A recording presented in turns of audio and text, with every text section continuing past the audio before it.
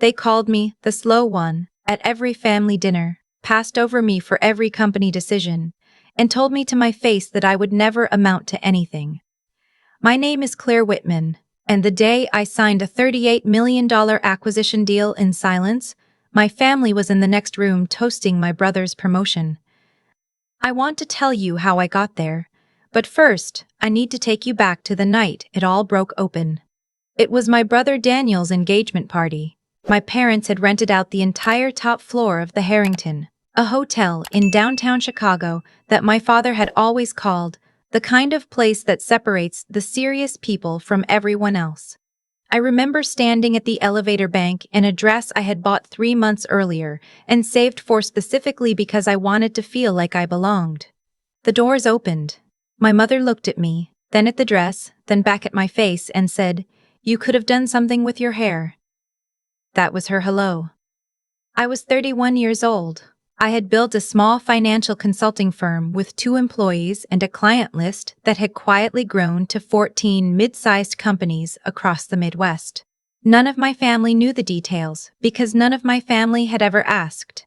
Daniel was 4 years older than me. He had an MBA from Wharton, a corner office at Whitman Capital Partners, the investment firm my grandfather had founded, and my father now ran, and a fiancée named Amber who wore her hair in a way that my mother described as effortlessly put together.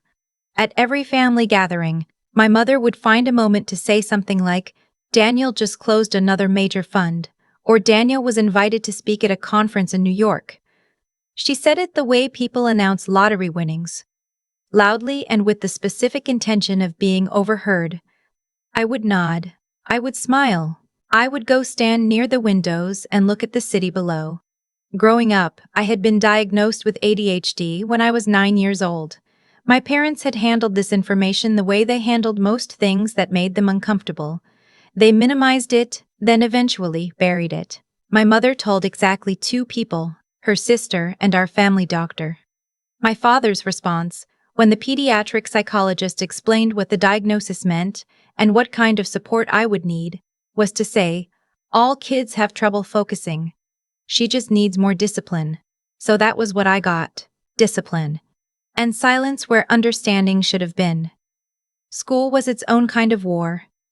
I could read a passage 4 times and still lose the thread. I could understand a concept perfectly in my head, and then completely fall apart trying to write it down under pressure. My teachers wrote things like "capable but inconsistent" and "needs to apply herself more seriously" in the margins of my report cards. I tried to explain once, to my 7th grade English teacher, that the words on the page sometimes felt like they were moving. She told me I was being dramatic. At home, the comparison started early and never really stopped. Daniel graduated high school with a 4.0. I graduated with a 3.1 and a part-time job at a print shop where I had taught myself, out of necessity, how to manage a production schedule for 12 different clients at once. Nobody in my family mentioned the job. Nobody asked how I had learned to do something that most adults struggle with. My mother mentioned Daniel's GPA at Thanksgiving that year. She mentioned it twice. My father was harder to read, and in some ways harder to forgive. He wasn't cruel the way some fathers are cruel. Loudly, deliberately. He was dismissive in the specific way that only fathers who love one child more than another ever truly master. He would ask Daniel questions at dinner about the markets, about his classes, about his opinions on things. He would ask me if I had eaten enough and whether I was cold. I was furniture that required occasional maintenance. Daniel was an investment he was proud of. When I was 22, I asked my father directly if there was a path for me at Whitman Capital. I had just finished a business administration degree at the University of Illinois. It wasn't Wharton, but I had done well. And more than that, I had spent the last 2 summers interning at a regional accounting firm, where my supervisor had pulled me aside at the end of the 2nd summer and told me I had a natural instinct for risk analysis that he rarely saw in people twice my age. My father looked at me across his desk and said, "The firm needs people who can perform at a very high level, Claire. You've always been a little scattered. I don't think the pressure would suit you." I sat with that for a moment. Then I thanked him, stood up, and left. I drove home in my used Honda and I cried for about 45 minutes. Then I stopped crying. Then I started thinking. The print shop where I had worked through high school was still in business, barely. I borrowed $7,000 from my grandmother, my father's mother, Eleanor Whitman, who lived alone in a house in Evanston and who was the only person in my family who had ever asked me, with genuine curiosity and without any agenda, what I thought about things. Eleanor had called me the week after my father turned me away and said, "I heard what happened. I want you to come to dinner on Sunday." I went. She cooked chicken and we sat at the kitchen table for 3 hours, and she asked me what I actually wanted to do. Not what I thought I could get. What I wanted. I told her I wanted to help companies figure out where they were bleeding money without knowing it. I told her I was good at looking at the gaps, the places where the numbers didn't quite line up, where processes were breaking down quietly in ways that wouldn't show up in any obvious report until it was too late. She listened to all of it. Then she went to her desk and came back with her checkbook. "This is not charity," she said, looking at me in a way that I have replayed in my mind more times than I can count. "This is an investment in someone I believe in. The terms are that you pay me back if you can, and that you don't let them make you small." I told her I would try. I used the $7,000 to cover the first 3 months of a shared office space, a business filing, and a laptop. I called my firm Clarity Advisory. I spent the first year doing everything: proposals, invoicing, client calls, research, follow-ups. I slept about 5 hours a night. I learned through a therapist I started seeing at 24 that working with ADHD is not about forcing yourself to function the way other people function. It is about building a structure that plays to how your brain actually works. I built mine. It was not elegant, but it held. By the time I was 27, Clarity Advisory had 4 full-time employees and a reputation in the Midwest business community for finding inefficiencies that other consultants missed. One of my clients, a manufacturing company in Indianapolis, had saved over $3 million in operational costs in the 18 months after I restructured their vendor management process. Their CEO sent me a handwritten note afterward. I framed it. It was the first professional recognition I had ever received that felt completely, unambiguously mine. My family did not know any of this. I want to be clear about why. It was not because I was hiding it. It was because they had never asked. Every family dinner, every holiday, every phone call from my mother, none of them ever included the question, "How is your business?" My mother asked about my apartment. My father asked if I was keeping busy. Daniel, when he was present, talked about Whitman Capital. I would listen. I would participate in conversations about his work, his plans, his ideas. And then I would drive home and go back to mine. Eleanor was the exception. She called me every 2 weeks. She asked real questions and she listened to the real answers. She told me once, "Your father has always needed to be the smartest person in the room. The problem is he decided who that was before you were old enough to show him otherwise." I didn't know what to do with that then. I think I understand it now. Back to Daniel's engagement party. I had been at the hotel for about an hour. I had congratulated Daniel and Amber, had made small talk with my aunt and her husband, had eaten something from a passing tray that I think was a miniature crab cake. My mother had found 3 separate ways to mention that Amber's family was very well connected in the financial world, which I understood to mean that Amber's family money would be folding into the Whitman orbit in ways that my mother considered personally validating. I was standing near the window when a man I didn't recognize walked up beside me. He was in his early 60s, wore a navy blazer, and had the particular manner of someone who was extremely comfortable in expensive rooms. He looked out at the city for a moment without saying anything. Then he said, "You're Claire." It wasn't a question. I said yes. He said his name was Robert Hale. He told me he was Eleanor's attorney. Then he said something I was not prepared for. He said, "She asked me to give you something tonight, in person." She was very specific about the timing. He reached into the inside pocket of his blazer and took out an envelope. He held it out to me. I looked at it. My name was written on the front in Eleanor's handwriting, which I recognized immediately. She had sent me cards and letters my entire life. I said, "Is she all right?" He said, "She's stable." But she wanted to do this now, while she still could do it herself. I took the envelope. I didn't open it there. I put it in my bag, and I finished the party and I drove home at 11 o'clock at night. And I sat at my kitchen table under the overhead light, and I opened it. Inside was a letter and a smaller sealed document from a law firm I had never heard of. The letter was 2 pages long, in Eleanor's handwriting. I am going to tell you what it said, but I cannot read it to you without my voice breaking, so I am going to keep this part factual.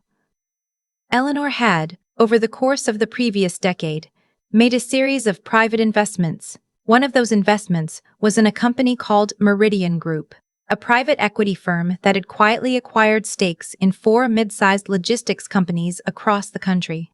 Meridian had been founded by a former colleague of Eleanor's late husband. She had believed in it from the beginning and had invested her own money, separate from any Whitman family funds, over a period of years. Meridian Group was now in late-stage acquisition talks with a larger firm. The projected valuation of Eleanor's stake, at the time she wrote the letter, was between $34 and $40 million.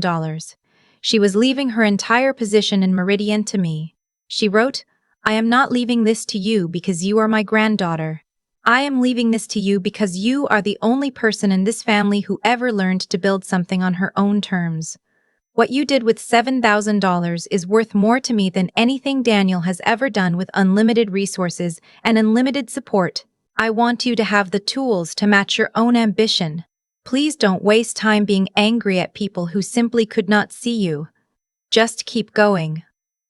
I sat at that table for a very long time. The acquisition closed 5 months later. My stake came out to $38 million. I want to tell you what I did and didn't do with that information, because I think this is the part that matters. I did not call my father. I did not show up at Whitman Capital with a check and a speech. I did not do any of the things that, if I am honest, I had sometimes fantasized about in the hard years. The years of 5-hour nights and client rejections and watching my brother get applauded for things I could have done with my eyes closed. What I did was call my therapist. Then I called my business attorney. Then I called my 2 closest employees and told them that Clarity Advisory was going to grow in ways we had not previously planned for, and that I wanted them with me for it. Then I called Eleanor. She answered on the 3rd ring. I could hear the television in the background, some nature documentary she loved. I told her that the letter had reached me. I told her I had read it. I could not find the right words for the rest of it. So I just said, "I hope you know what you did." She said, "I do. Now go do the next thing." That was Eleanor. The news reached my family through the way most financial news reaches people. Sideways, through channels nobody expected. Robert Hale had been discreet, but legal documents, even private ones, have a way of surfacing. A mutual contact of my father's in Chicago's investment community mentioned at a lunch my father attended that Claire Whitman of Clarity Advisory had come into a significant position following the Meridian acquisition. My father apparently went quiet for the rest of that meal. He called me 3 days later. He asked how I was. I told him I was well. He asked about my business. I told him it was growing. There was a long pause, and then he said, "I heard about the Meridian situation. Eleanor never mentioned it to me." I said, "No. She was very private about her personal finances." Another pause. He said, "That's a significant sum." I said, "It is." He said, "I want you to know that I've always believed in your potential, Claire." I held the phone and I looked out the window of my office, which by that point had moved from a shared space in the West Loop to a full floor of a building in River North. I thought about the desk in his office where he had told me I was too scattered for the firm. I thought about every family dinner where the conversation had flowed around me like water around a stone. I thought about the $7,000 and the kitchen table in Evanston and the handwriting on the envelope. I said, "Thank you, Dad." And I left it at that, because the thing I have learned The thing that the hard years and the sleepless years and the years of being invisible inside my own family slowly and permanently taught me is that needing someone to finally see you is a form of debt you carry for them. And at some point you have to put it down. Not for them, for yourself. My father did not create my success. He did not fund it, he did not believe in it. And for a long time he did not even acknowledge it existed. That is true, and I am not going to soften it or pretend it doesn't have edges. But I also do not need it to be anything other than what it is. He is my father. He was limited in specific and painful ways. I am no longer waiting for that to change. Daniel and I don't talk much. That too is what it is. Amber sent me a card after the news got around. She wrote that she had always admired how driven I was. I appreciated the gesture, and I noted, privately, that nobody calls you driven when they expect you to succeed. Eleanor is doing better. She had a health scare earlier this year that frightened me more than I let on to anyone except my therapist and one of my closest friends. But she is stubborn in the best possible way, and she has a sharp opinion about almost every subject, and I call her every 2 weeks the way she always called me. I expanded Clarity Advisory into a second office in Minneapolis last spring. We now have 22 employees and a client portfolio that I am genuinely proud of. None of it came from the $38 million, which is invested and largely untouched because I wanted to know, I needed to know, that I could keep building the thing I had started with my own hands, and my own $7,000 loan, and my own sleepless conviction that I was not what they said I was. I am not telling you this story because I want you to feel sorry for me. The years that were hard, but they also built something in me that I am not sure would have been built any other way. When you are not given tools, you learn to make them. When you are not given a seat at the table, you eventually stop wanting that particular table, and you go build your own. If you are the person in your family who has always been handed a different story about yourself than the one that is actually true, I want you to hear this. The people who label you early are not authorities. They are just people who decided something about you before they had enough information and then never bothered to update their conclusion. That is not a verdict. That is just a gap in their attention. You do not need to close that gap for them. You just need to keep going. I did, and I am still going. And on the mornings when it's quiet and I'm at my desk and the city is just starting to come up outside my window, I think about a kitchen table in Evanston and a woman who asked me what I actually wanted, and a checkbook, and the specific weight of being believed in by exactly the right person at exactly the right moment. That is what saved me, not the money, not the acquisition, not the look on my father's face when he realized he had miscalculated. Just someone who said, "I see you, now go."